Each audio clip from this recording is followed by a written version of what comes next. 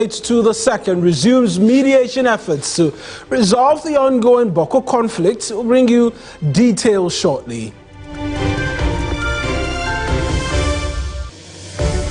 Also, President John Mahama to launch one of his government's flagship programs, the Jumara Project, to tackle youth unemployment in the country.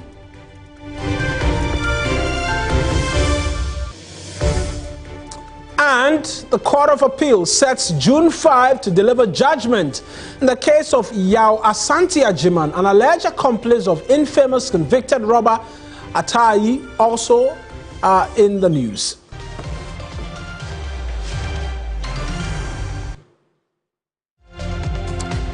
Hello there, it's the start of a brand new week. Welcome to News Central. I am Mawina Igbeta. The bulletin starts right now.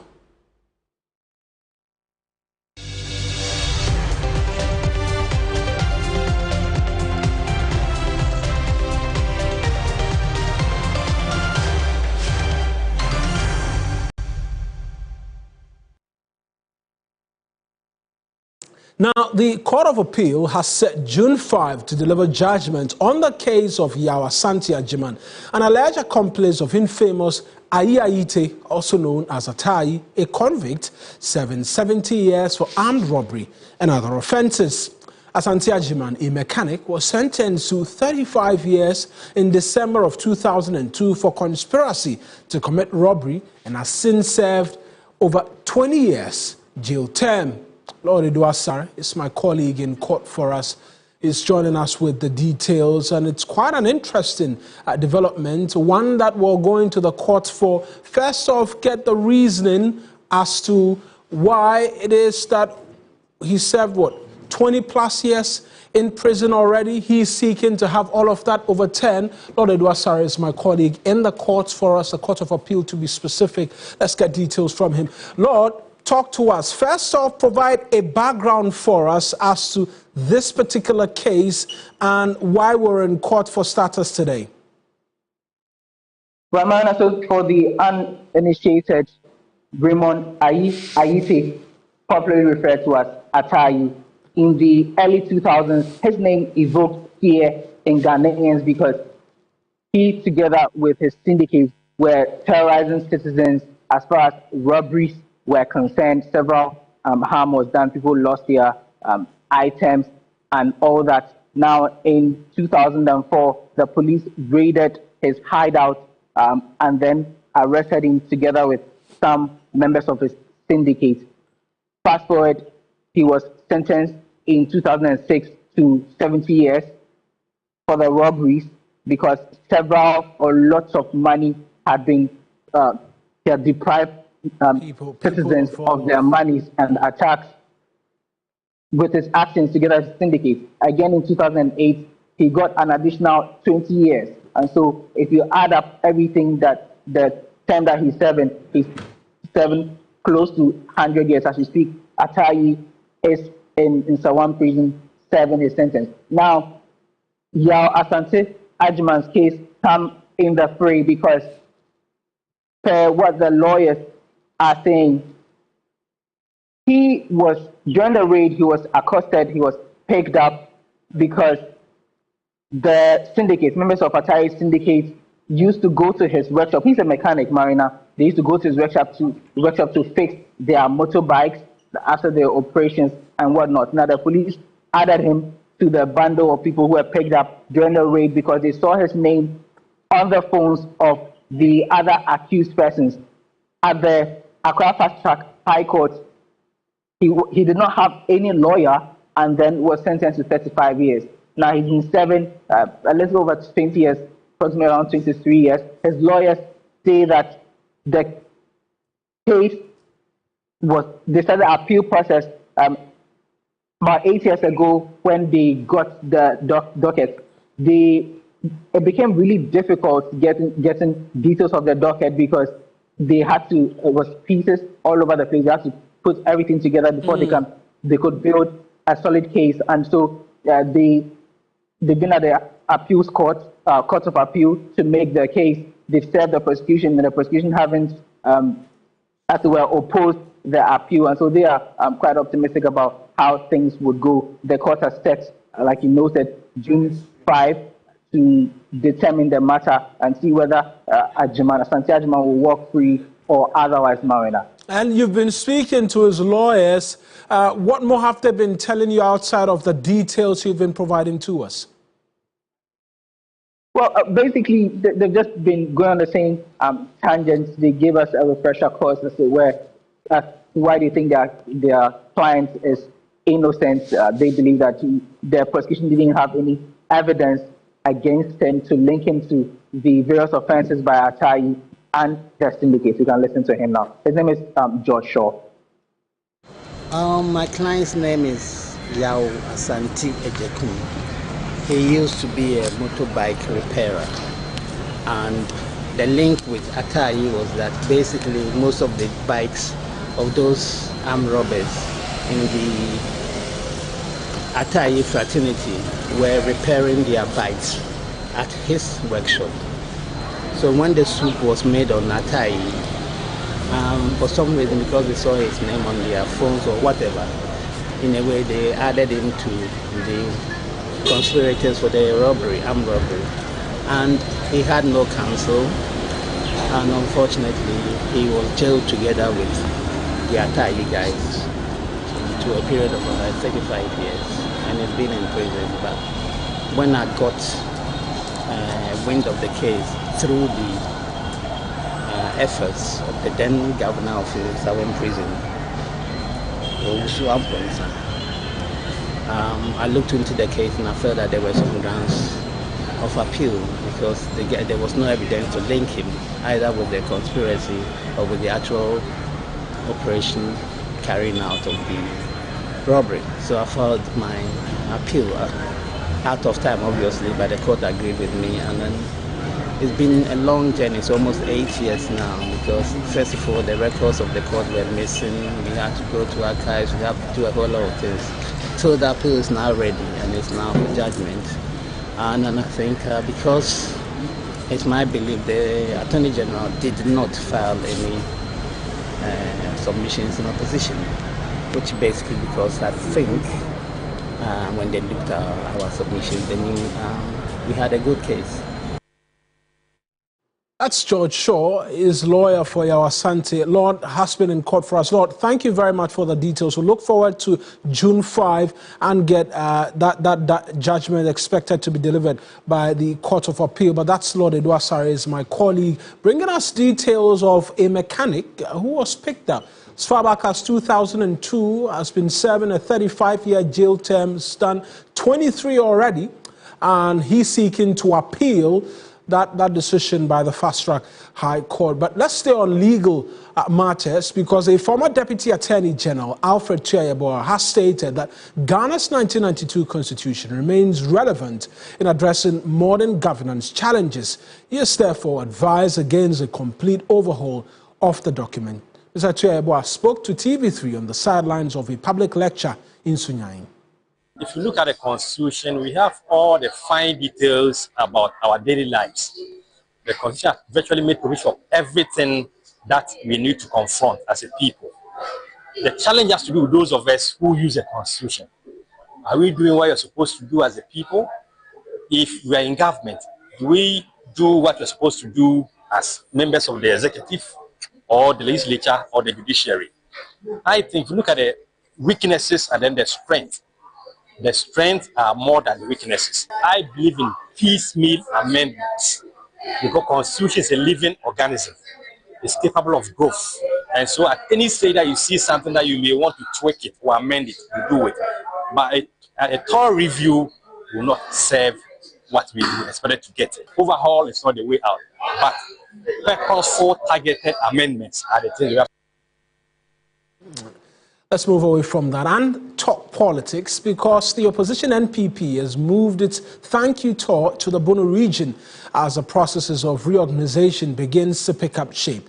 The party is attempting to implement recommendations of the Professor Michael Quay Committee report following their worst ever defeat in history. The thank you tour has already begun stoking debates across media platforms after the party's 2024 flag bearer attributed their defeat to a number of issues. Dr. Bawumia blamed the hike in fuel prices days to the election as one of the many causes of the party's inability to break the eight. Here's excerpt of really some of the things he's been saying during that thank you tour in the Western region. National Cathedral, National Cathedral, after $58 million. Now, our inability to build the National Cathedral after spending $58 million got the citizenry angry. Wow. Our approach in Galamsey, that costly. You will see all the mining communities virtually. 3 days to the election, yet to petrol. Yet to petrol. And yes, sir. And yes, sir. 3 days. Fuel prices were increased 3 days prior to the elections, and this affected us. The drivers were angry. 3 days to the election, you go to petrol. Hey, you person winning and I say you person. Now driver for a good food. And that's the 2024 flag bearer of the opposition NPP, Dr. Bawumia. So he's been detailing a number of the reasons why they lost. He hadn't mentioned Galamsey. Let's try and walk you through some of the things we've gathered from his speeches since the weekend, and that's going to come up on your screen right now as we try and walk you through it. And so he mentions the cost of living crisis, the failure to reshuffle cabinet, the domestic debt exchange program, amongst many other things. And so the first is the cost of living crisis. Then there's the arrogance of power, where he sought to break it down a bit. Unresponsive and non-listening posture of the government's refusal to reshuffle appointees for 8 consecutive years, forcing e-levy down on 16 million mobile money users against the wishes of party faithful. Also, on arrogance of power, the government's refusal to honor its promise of there will be no haircut in the debt restructuring program, resulting in about 800,000 aggrieved bondholders, including pensioners and their dependents. And if you work the math, we're looking at over 2 million people. Also, the non-payment of personnel in key government initiatives, delayed allowances for the Nation Builder Score program, NAPCO, and paid allowances for the Youth and Afforestation program, ranging about 70,000 individuals, and paid arrears owed caterers of the Ghana School Feeding program, amongst many other things. And then as well, he talks of the infrastructure deficit in the party's stronghold, the non-execution and delays in completion of developmental project as well. All of these and more were the key issues Dr. Bawumia highlighted in his speech from the weekend. Let's take all of this. So Dr. Hayford Nsia, he's a political science and public policy analyst. He's joined us via Zoom right now for a quick conversation. Doc, I appreciate that you could speak to us this afternoon. You've heard from Dr. Bawumia in seeking to go back to the people, go back to the base, and begin to try and touch base properly with them.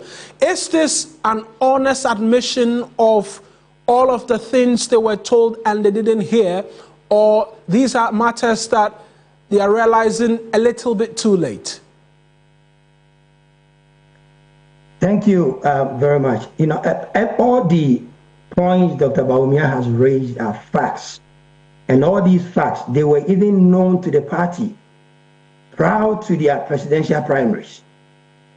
They knew that they failed to prioritize key projects in the party stronghold. They had already broken down the good relationship that existed between the government and the party. And there was so much internal bickering. And all these problems that Dr. Bawumia is talking about, Dr. Bawumia was central to it because he was the vice president, right?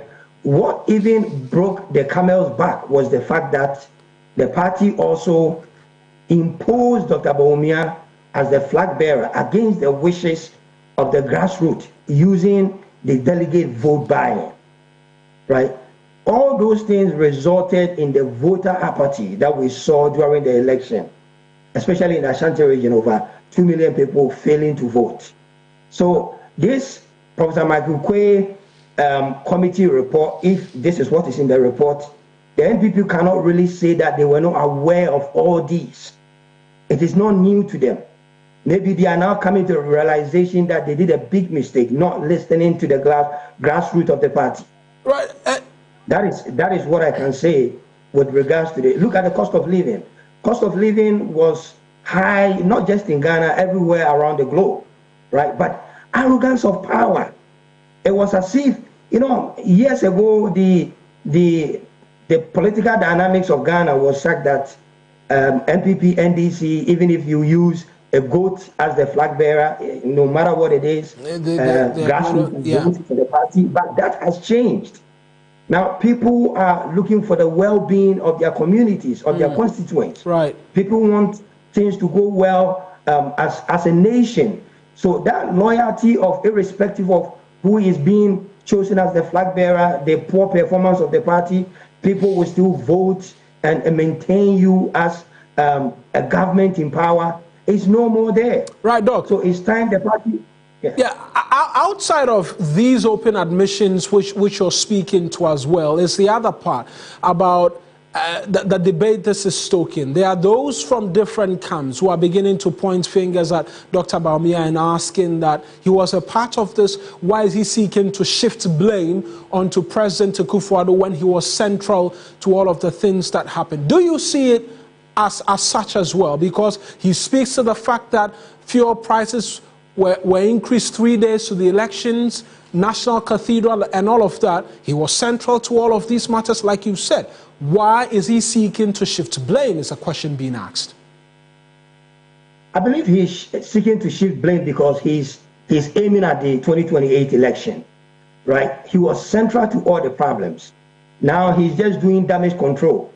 1 year, 2 years down the line, people will debate about these facts that we are talking about right now, and usually in politics people will forget, and it was as if he wasn't part of the problem, but he was, and he is still part of the problem. I believe the NPP, especially if they really think Bawumia will really do well in the election, they should change their voter system and allow every registered party member to vote. Then they will realize that Dr. Bawumia will lose even the primaries. He's central to the problem, and he will continue to be central to the problem. That the NPP should be honest to themselves, right? And then open up the party for people who have genuine interest to also campaign. And look at even this thank you tour. Initially, when they came out, they said Dr. Bawumia and the party executives, they are taking a thank you tour. Where are the other presidential primaries? Where is Kennedy Japan? Well, he's joined. Kennedy Japan joined them in the Western region. The party says it's open to all candidates who contested in 2024. But initially, that wasn't the notice that came out. They realized that they made a mistake. It's then that they came out to say that all the other flag bearers, all the other contestants were invited. Right? It looks like the NPP, they are not learning. They still want to. They have the idea of imposing Dr. Bawumia again on 2028, which I think will even give them the biggest defeat again, right? They should they are doing this thank you tour. It's a damage control. They should bring everyone on board. They should listen to everyone, and they shouldn't even make Dr. Bawumia the main speaker. They shouldn't make him the main speaker because Ghanaians are still upset with Dr. Bawumia. If you say Ghanaians are still upset with Dr. Bawumia, what about the party leadership? The party leadership which supervised everything, which handed the party this defeat, which as a result they are going around seeking to touch base with their supporters. Dr. Bawumia has become the black sheep because he was the one who was elected as the flag bearer. Even though the other executives are there, he's the one that every blame has been put on him because he was the one who was on the ballot paper. So every blame will be put at his doorsteps.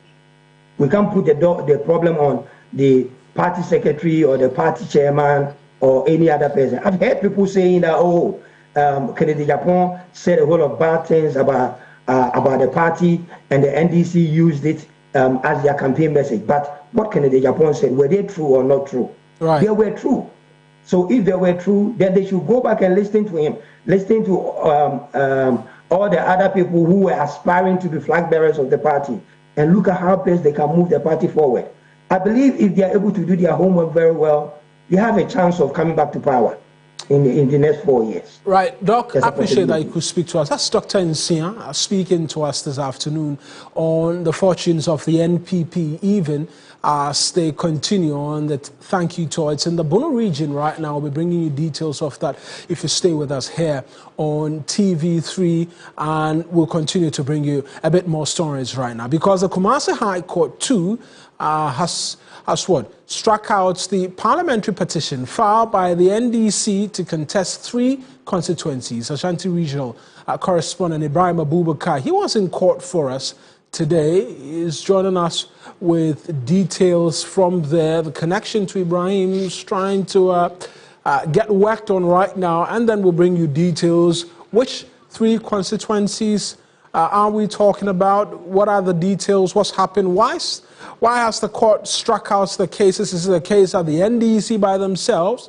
have withdrawn the applications, and so the court has struck them out. Ibrahim has joined us right now. Ibrahim, talk to us. What was the basis upon which the court struck out these petitions? Ibrahim, talk to us about what transpired in court today.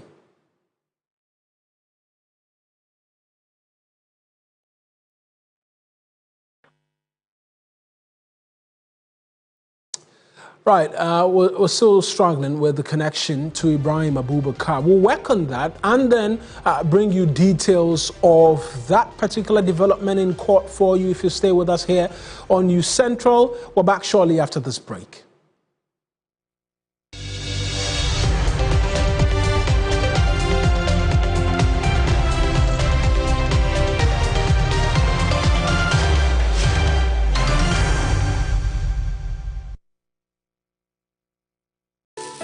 Why are more and more professionals choosing Flamingo Paint?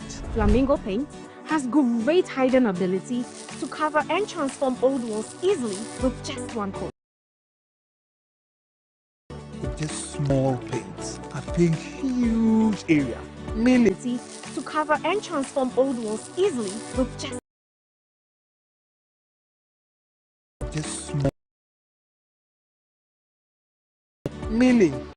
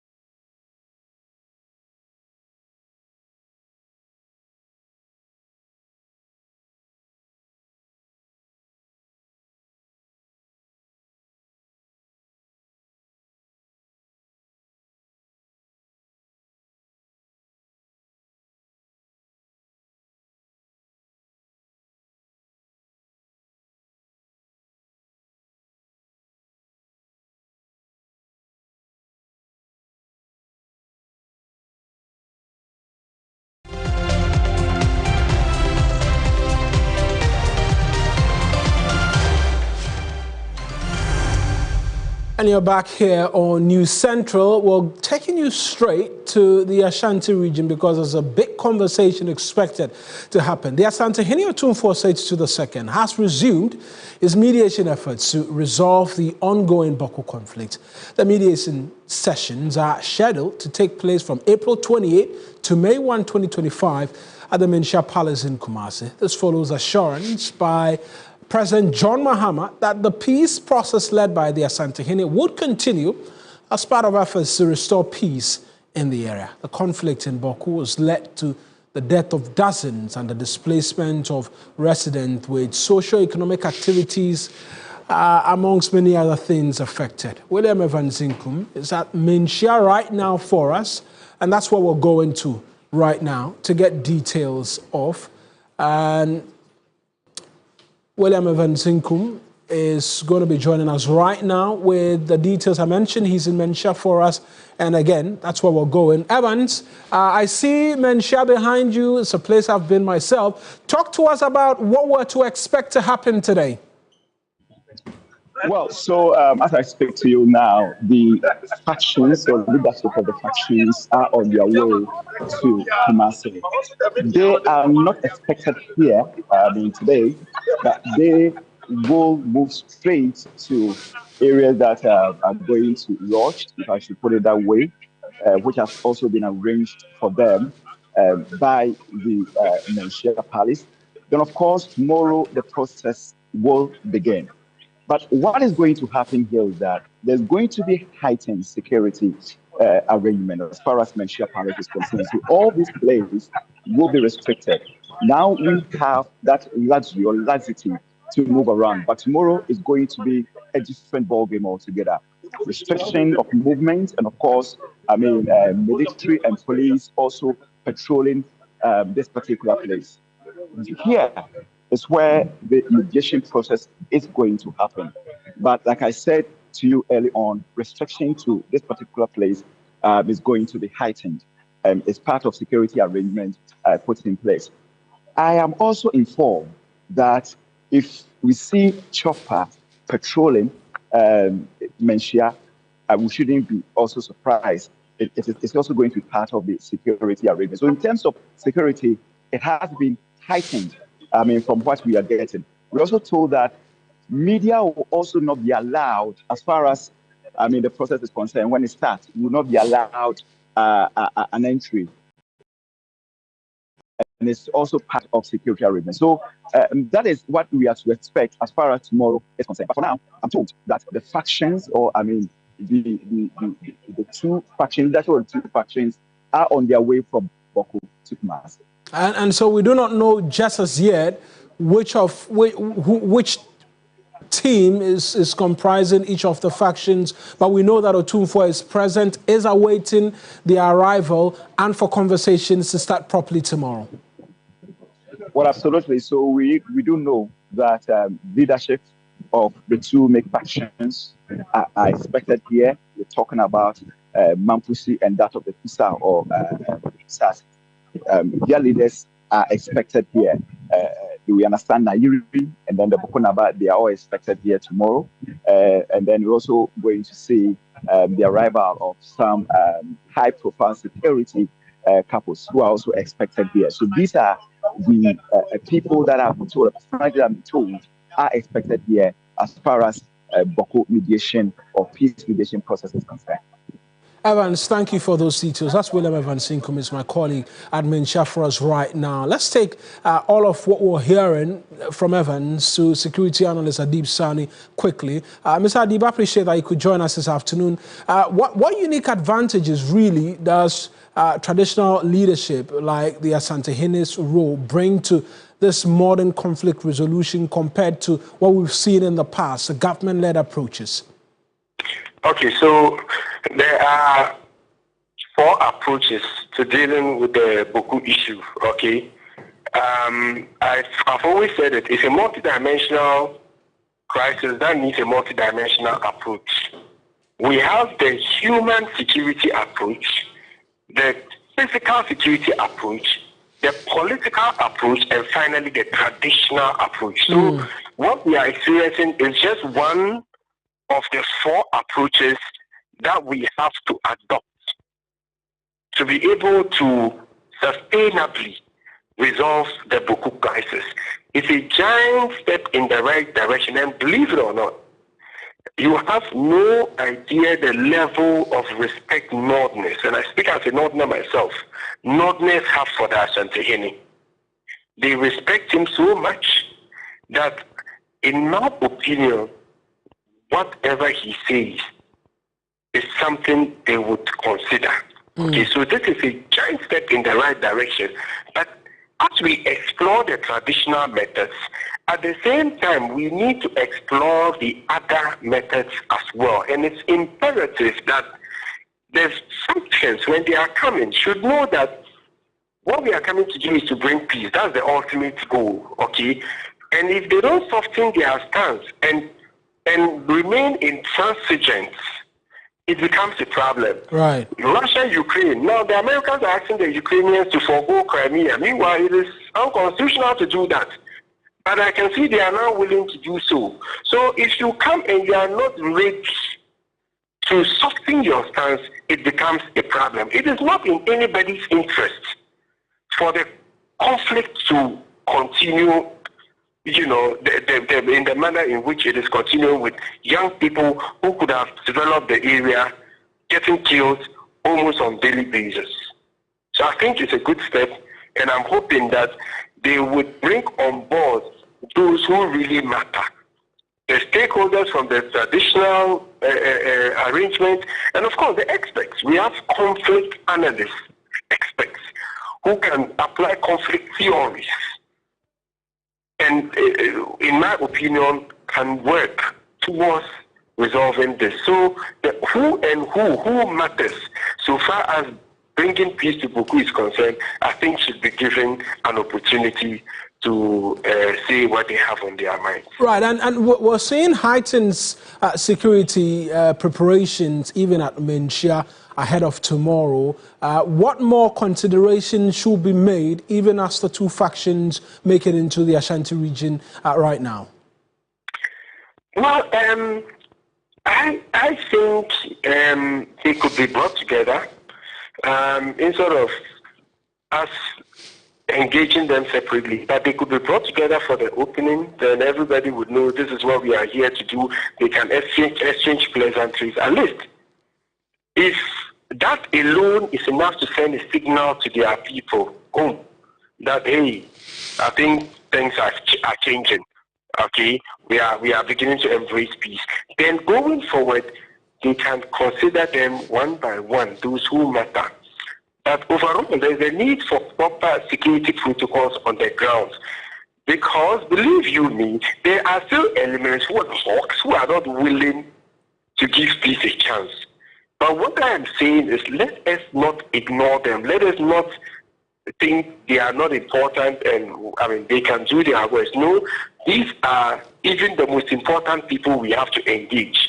Those who are benefiting from this conflict. So, you know, in the end, we would have all hands on deck approach. But like I said, the experts also need to be engaged, because when you bring the 2 sides, they will tell you there are various histories, and they all have very beautiful histories. I've listened to them on several occasions, okay? They've even shared documents with me. But when you bring the experts who are neutral, then they can, from their expert point of view, offer ways to deal with this situation.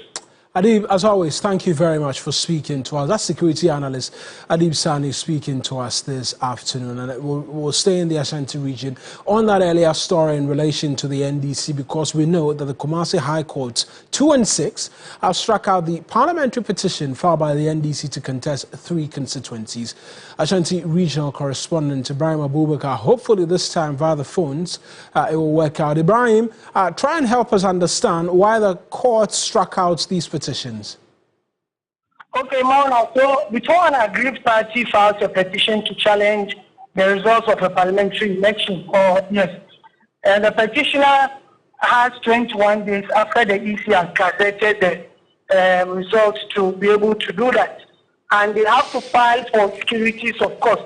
And this is the money that they pay to the court And in the event the petitioner wins the case, the money is refunded back to the petitioner. And this has to be done within 21 days after the election results have been gazetted. But NDC, in this case, who is contesting the parliamentary results for 3 constituencies in the region, that is Obuasi East, Afuano North, and Afuano Southwest, rather filed on the 22nd day, meaning the 21-day grace period, had elapsed, and they paid the securities, of course. And today, when they came to court, the lawyers or the judge said they have breached that part of the law, and which meant that their case that they have filed is even invalid because they filed for the securities of the court after the 21 days. And without that, you don't even have any case at the court at all. And the judge told them, they quoted the article for them, and they were satisfied, even though a lot of the NDC members from these 3 constituencies came to the court and were making noise. They were saying they will not accept the result, and they believe that they've not been treated fairly. But then the petitioners involved have accepted. They said that their lawyer was the one who didn't do the due diligence, and for that matter, they'll go back to the drawing table, sit and see whether there is a way of going back to the court. But for now, as we speak, the petition, parliamentary petition for the 3 constituencies that are being contested for in the Ashanti region, have been struck out by the courts. And what's been the reaction of the lawyers of the NDC and the supporters? Well, the supporters, obviously, like I said, they were not happy. They were throwing tantrums, some were even insulting in the court, they were making noise. Police had to be deployed, another set of police had to be deployed to ensure law and order. For the lawyers, they said they are not commenting for now, but then they will go and see what they can do. But obviously, for the lawyers of the respondents, they were excited that now their clients will be able to go to the parliament and conduct the activities without any fear or whatsoever. Right then, Ibrahim, thank you very much for the details. That's my colleague Ibrahim Abubakar from the Ashanti Region High Courts 2 and 6 for us. Let's hear from one of the NDC parliamentary candidates from these said petitions which have been struck out. It's unfortunate the court has ruled against us based on some time essence issues. But as I stand here, you know, my lawyers will go and sit down. If there's anything that we can do from here, they will advise accordingly, and that is what we'll go by. Being a client, I don't think I can determine, and I don't know much about the law too. So the lawyers will sit down on it and see what we can do from here. Yeah, but we are urging our supporters to become things of this sort. We don't need to disturb the system. I will think our president is performing, and we shouldn't do anything to disturb what is going on. We should leave it to the lawyers for the law to continue to take its course. As one of the parliamentary candidates from the 3 constituencies. Now, President Mahama has directed the roads minister to design and construct a bridge from Echiamanfrum to Adoso over the Afram River under his flagship Big Push agenda. Construction of the 3.6-kilometer bridge and over 100 kilometers of roads was failed twice as the previous government was unable to operationalize its construction to open up the Afram Plains linking 3 regions of Eastern Ashanti and Oti regions. 2 attempts have been made so far to get that bridge completed, done. So far, it did not materialize. He has instructed that under the Big Push, this bridge would have to be done to connect the south and the north, as you can see. The potentials are great, and this bridge, when done, connects Eastern region, Ashanti region, Oti, in a very strategic way to open up the place for big-time agriculture and investment in agro-processing and others. So one thing should bear in mind that we are not in a good place as a country. So we should deploy the best possible design that is efficient, that still meets the requirement, that is cheaper in cost, but not cheaper in quality. And then the consultants who will be responsible for this would make sure that the quality of work that will be done would outlive us and give value to what we want to do in this area. So we are committed, President Mahama is committed, bridge necessarily, but approaches and bridge may be about 3.6 kilometers, I'm told. So we believe that we can do this. If in the course of the year, next year, things get better, we can get support from somewhere, we will do. But even without that, we are going to start, because in any case, if you have all the money, it will take us 2-3 years to be able to start and finish. The Roads Minister, Kwame Gavin-Zago. General President John Mahama is set to launch one of his government's flagship programs to tackle youth unemployment in the country, the Ejumara program. The program is a special business startup policy of the government contained in the NDC's 2024 manifesto. It is aimed at facilitating the creation, tracking and mentoring of a minimum of 10,000 businesses annually, with a special focus on young people. And we'll bring you details of this if you stay with us here on TV3. And on that Ejumara program note, we're going to be going for our very second break here on News Central. When we return, we have a lot more stories for you here on News Central. Please do stay tuned in.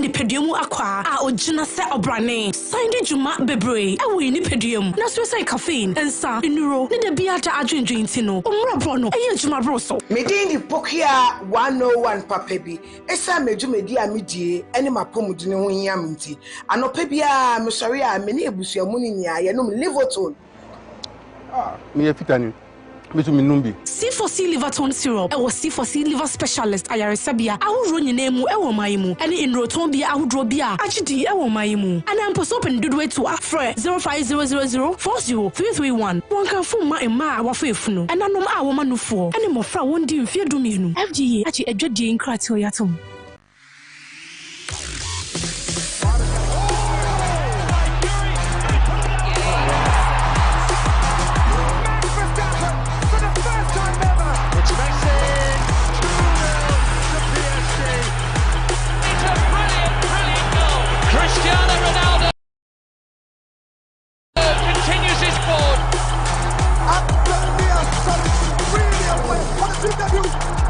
Again, the same squad. For LeBron. He's got it! Throw it down, pin! Sports Station now shows on Mondays at 9 p.m. on TV3. An inspiring tale of love, hope and perseverance. This is Faltu, which means useless. Being born into a feudal family in rural Rajasthan means Faltu faces ill treatment and disrespect from everyone except her father and her cousin Pratap. Having been born a girl child, Faltu defies societal norms and fights against all odds to achieve her dreams of becoming a cricketer.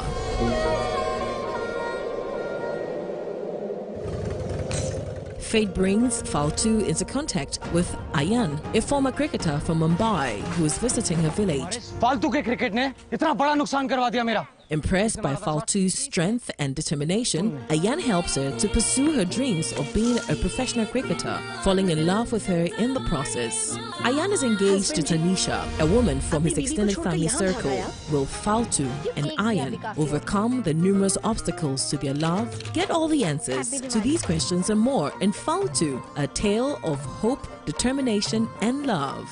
Catch Faltu Mondays to Fridays at 6 p.m. on TV3. This is Key Points, the #1 award-winning television news analysis program, providing an enlightened analysis of the key issues facing us as a country. The Key Points of the stories that matter with the people who matter.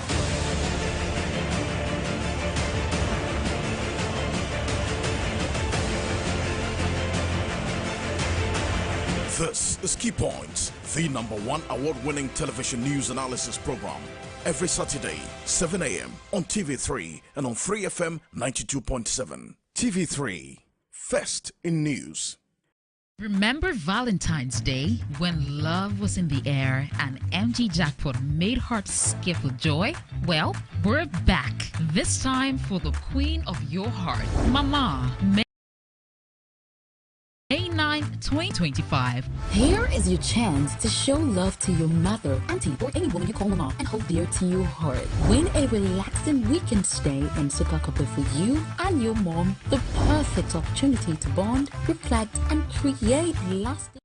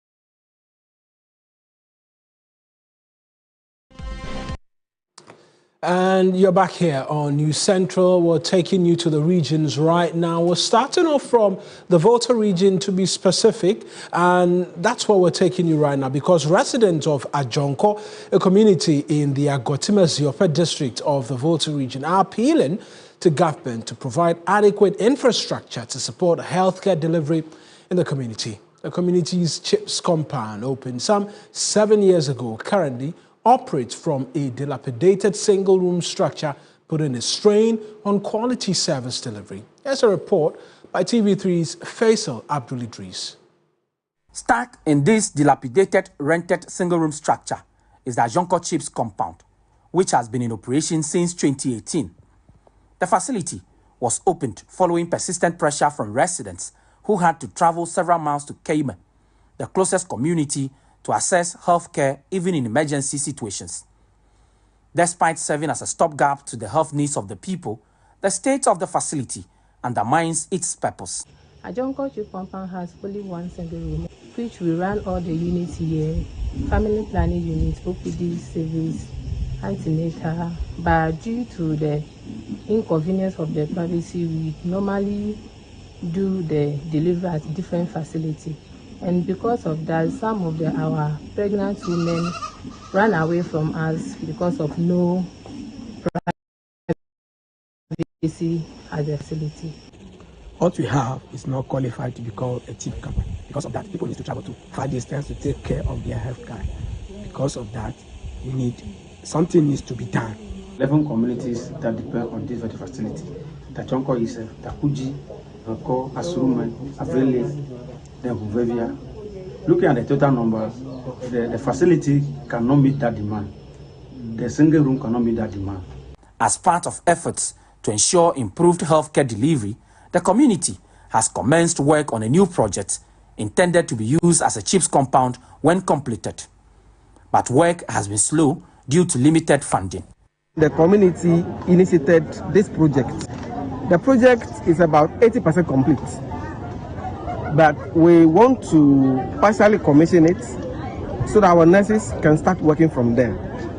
Now, we are really stretched financially as a community, and so we would want to use the opportunity to ask benevolent organizations, NGOs, and the government of Ghana to help us finish this project, finish it, and give us modern health equipment that the people of Ajonko electoral area can also have access to good health care. The most popular means of transport in the area is motorcycles.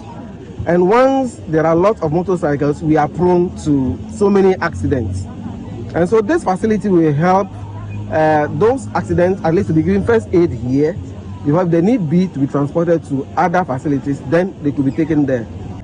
It is a rural setting, and the children we have in the area are very many. So this place will help at least to give health care to the needy and then the children. Without this, we would have to travel so many miles to have access to health care in the next community, Kaime, which is about 30 to 40 minutes drive. Faisal Abdul Idrisu, TV3 News, Ajonko. Now, due to the lack of sanitary products, some Ghanaian girls miss 4 to 5 days of each month in school. Now, with the rollout of the free sanitary pads for schoolgirls in the country, my colleague Ekio Furua Dako assesses how this can help girls go through their cycle with dignity and without fear of discomfort. Menstruation doesn't wait at all. As we talk, a girl is menstruating and looking for pad to use. Every young girl experiences it each month, all year round. If they manage to stay in school during this period, it means they have access to the menstrual products needed to stay comfortable, safe, and clean. For young girls deprived of essential sanitary products, school absenteeism becomes the norm. We have been working on menstrual hygiene in Greater Accra, Central Region, Bono and Ashanti Region. Greater Accra had very sad news where many of these young girls were even using graphic and paper. According to data, some girls miss up to 5 school days each month, amounting to 40 days of missed schooling each year due to menstruation and unavailability of sanitary pads. My friend in school, but she's normally shy, and the other day she stained herself and the boys were laughing at her. And normally she doesn't like coming to school, when it's in this hard period. Some people also use hanky in the SS. I've heard that like when they menstruate, they'll use handkerchief and fold it and use it. Then later they wash it, then dry it, then they'll use it again. On any given day, more than 300 million women around the world are menstruating. Menstrual hygiene is very important. Many of us have passed through that as women and as girls, and it must be supported by everybody. And the children or the girls start this very early, and so menstrual hygiene prepares them for the future as responsible women. Data from the United Nations International Children's Emergency Fund, UNICEF, shows that an estimated 500 million women and girls lack access to menstrual products and adequate hygiene facilities. A mother expressed how frustrating it is when girls are forced to use unhygienic materials during their periods. Some of the girls can't afford sanitary pads, so they end up using racks, and this is so disheartening. The executive director of Hope for Future Generations, Cecilia Senu, said limited resources prevent girls from managing their periods with dignity. Menstrual hygiene, many of them don't go to school because of menstruation, and the disgrace, the shame of seeing blood flowing without you supporting. It is very important that we treat this as a very urgent intervention for young girls in schools.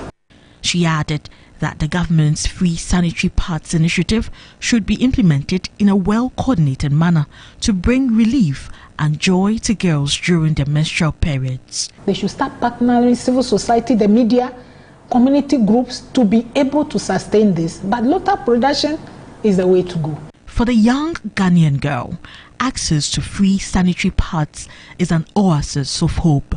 It's very important, and it's also going to help. Now these girls are going to be active, they are going to be good because now it's free sanitary pads and they are going to be comfortable. I will say a very big thank you to the government for coming together to decide to distribute sanitary pads to students. According to the Executive Director of Child Rights International, Bright Apia, girls who lack access to sanitary pads often experience trauma and psychological distress. This thing has driven a lot of young people into doing certain things. especially where young people must go to see young guys because they will need about 5 Ghana cedis to be able to meet their monthly condition. Some too has to use orthodox ways of getting certain materials to be able to cater for themselves. While commending the government for introducing the Free Sanitary Pads initiative, Bright Apia emphasized the need for a solid framework to ensure the policy benefits those truly in need. A policy where those who do not need it will become beneficiaries of it, but those who actually need it will not benefit from it. When you do that, it defeats the very purpose of the establishing such program. So we want to see a policy direction as to what government want to do, especially when it comes to data. He also addressed the importance of proper distribution and effective monitoring of the initiative's implementation. In doing the distribution, you would also need to ensure that in the process, people do not take advantage of it. So the manner it will be distributed, it must be clear. According to the World Health Organization, WHO, providing sanitary pads to girls significantly reduces sexually transmitted diseases and bacterial vaginosis. Improving menstrual hygiene and ensuring access to menstrual materials helps increase girls' access to education, opening doors to employment, promotions, and entrepreneurship. Ekia Oferiwa Dakon, TV3 News, Accra. And that's how we'll end today's edition of News Central. As always, a lot more news when you log on to 3news.com. I am Mawena Egbeta. Up next is the afternoon show. Please stay tuned in.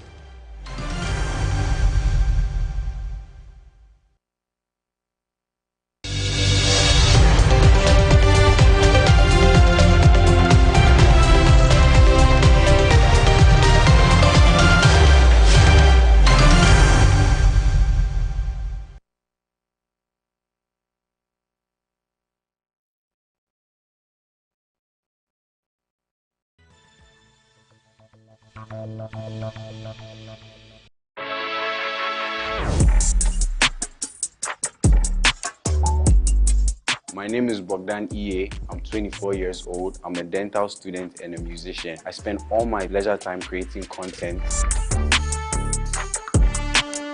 A true companion to me is someone who understands you and will be there for you regardless of the situation.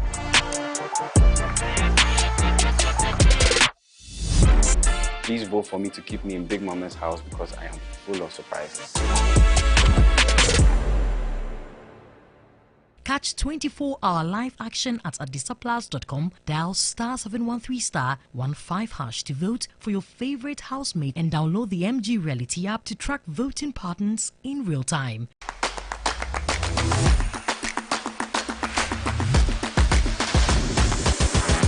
Hey guys, it's your girl Candy. I'm 22 years old. I'm a lash technician, content creator, and a nurse. I love swimming. Hey guys, it's your girl Candy. I'm 22 years old. I'm a lash technician, swimming, and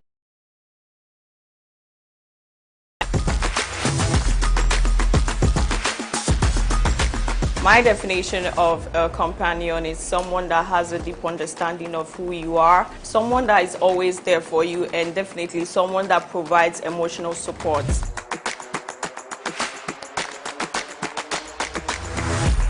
Candy with the sauce, candy with the juice, candy with the spice. That is all I'm going to be bringing in the house. I really need your votes to stay in this competition. Thank you so much, guys.